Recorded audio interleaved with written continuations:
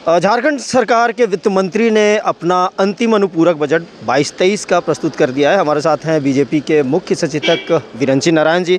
विरंची जी, आज परसों ये मूल बजट आने वाला है, आज फिर यहाँ पे बजट पेश कर दिया, अनुपूरक बजट पेश किया गया है, क्या कहेंगे आप? देखिए, इस सरकार के पास कोई विज़न नहीं है और मैं आपको बताऊं कि सरकार ने पिछली बार जो मूल बजट प्रस्तुत किया था, बड़े ही डंके की चोट पे कहा था कि हम लोग राज्य की जनता की भलाई के लिए 1,01,000 करोड़ का बजट ला रहे हैं। राशि कितनी खर्च की? मुश्किल से 60% भी राशि खर्च नहीं कर पाए। तो ये सरकार विजनलेस है, ये हेडलेस सरकार है, ब्रेनलेस सरकार है, इसके पास कोई सोच नहीं है। अब आप हो सकता है इस बार 3 तारीख को कह दें इस बार हम लोग 1.25 लाख करोड़ की बजट की राशि ला रहे हैं, प्रावधान कर रहे हैं। तो अब जब 1.25 लाख करोड़ की लाएंगे तो भाई साहब भले 2.5 लाख करोड़ की लाइए, लेकिन पैसे खर्च तो करिए।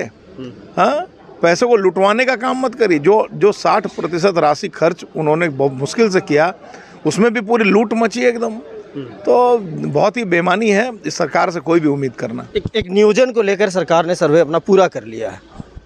देखिए, सर्वे तो आंख में धूल झोंकने के लिए है। सरकार ने तो पहले नियोजन का दरवाज़ा बंद कर दिया झारखंड के नौजवानों के लिए। आपने कहा 32 के खतियान के आधार पर नियोजन करेंगे, किसने मना किया था? पार्टी ने भी समर्थन किया, भाजपा ने भी समर्थन किया, लेकिन वो होना नहीं था। हाईकोर्ट ने रद्दी की टोकरी में फेंक दिया। अब आप बैक गियर लगा रहे हैं, उसी रास्ते पर चल रहे हैं जिस रास्ते पे रघुवर दास जी ने नियोजन 1 लाख से ज़्यादा लोगों को देने का काम किया। तो हम अगर कहते हैं तो आप हमारी बात सुनते नहीं हैं। सवाल ये नहीं है, सवाल है कि जो लगभग 10 लाख नौजवान जिनकी आयु लैप्स कर गई, उनका कसूर क्या था? अब वो क्या करेंगे? क्या हेमंत सोरेन उनका घर परिवार चलाने का काम करेंगे? तो मैं सरकार से मांग करता हूं कि इस पाप से मुक्ति के लिए कम से कम नौजवानों के आयु सीमा में 5 साल की बढ़ोतरी करे सरकार। अगर 5 साल की, 2 साल तो कोरोना ने मारा और 3 साल हेमंत सोरेन ने मारा, तो 5 साल की अगर बढ़ोतरी हो जाएगी तो उनको थोड़ी राहत जरूर मिलेगी। आपका डॉग वाला जो मामला है नागालैंड का, नहीं, नागालैंड मैंने नहीं कहा। मैंने कहा, देखिए, सरकार से अपेक्षा थी मेरी कि सरकार जो आवारा कुत्ते के आतंक से मुक्ति दिलाए।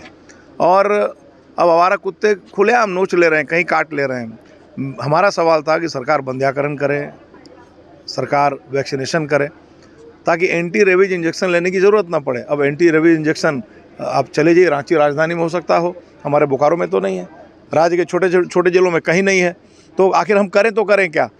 सरकार को से मैंने आग्रह किया था कि आप हर जिले में डॉग स्क्वाड का गठन करिए, लेकिन सरकार ने कहा कि नहीं, सिर्फ नगर निगम तक करूँगा। अब गांव में कुत्ता काट लेगा तो कोई क्या करेगा, आप ही बताइए।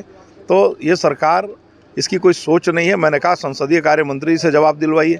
सरकार के सीधे संसदीय कार्य मंत्री मुख्यमंत्री के एब्सेंट में जवाब दे सकते हैं। तो उन्होंने इशारा कर दिया कि नगर विकास विभाग के प्रभारी मंत्री जवाब देंगे। तो आपने नागालैंड का जो जिक्र किया, देखिए, लोग समझे नहीं। मैंने कहा कि जब सरकार काम नहीं कर सकती है तो नागालैंड से डॉग कैचर को बुला लेना।